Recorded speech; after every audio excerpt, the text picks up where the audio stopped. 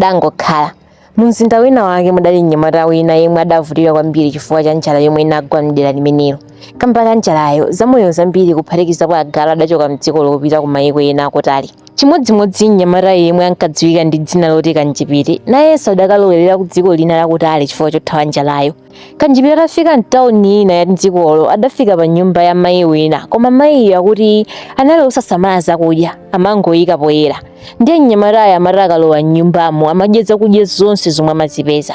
Tsono zomwe zidachitika nthawi ina mwini nyumba uja atasiya zakudya zake, Kanjipiri adalowa m'nyumbamo nkukadya zakudya zomwe adazipeza m'nyumbamo.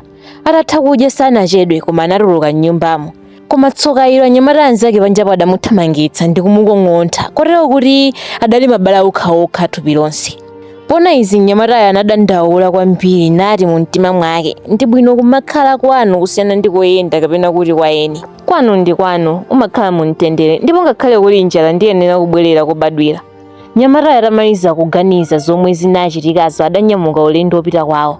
Mnyamatayo atafika kwawo kwa anzake adayamba kumulonjera ndi kumufunsa mmene adakhalira ku dziko la eni. Ndipo kumufunsako sichina chachilendo, ndi mmene zimakhalira ukapita mdziko lina komwe si kwanu. Ukabwerako anansi ako amabwera nadza kulonjera ndi kuti uwauze mmene wayendera. Ndipo anzakewo adamufunsa mafunso motere: tatiuzani ku dziko kumeneko nkotani? Anthu ake amakhala bwanji? Amadya chakudya chanji nanga amakonda chiyani? Mnyamatayo adati palibe chifukwa choti ndizikamba za dziko lina, choti ndingafotokoze ndi chakuti amadya akazi amakhala balalabalala mtawuni, ndipo mafumu ndi akuluakulu amakhala modzilemekeza ndipo amapatsidwa ulemu. Kaphuleni mbatata. Mafunso: perekani chifukwa chimene chinapangitsa Kanjipiri kuchoka kwawo kupita dziko lakutali. Chifukwa chiyani Kanjipiri amamudyera zakudya mzimayi yemwe anamupeza pa khomo pake? Kanjipiri anaphunzirapo chiyani atamenyedwa?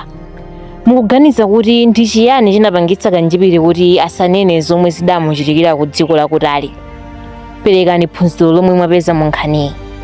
Ndi zinthu ziti zomwe zingamuchitikire munthu wakuba katundu wa ena?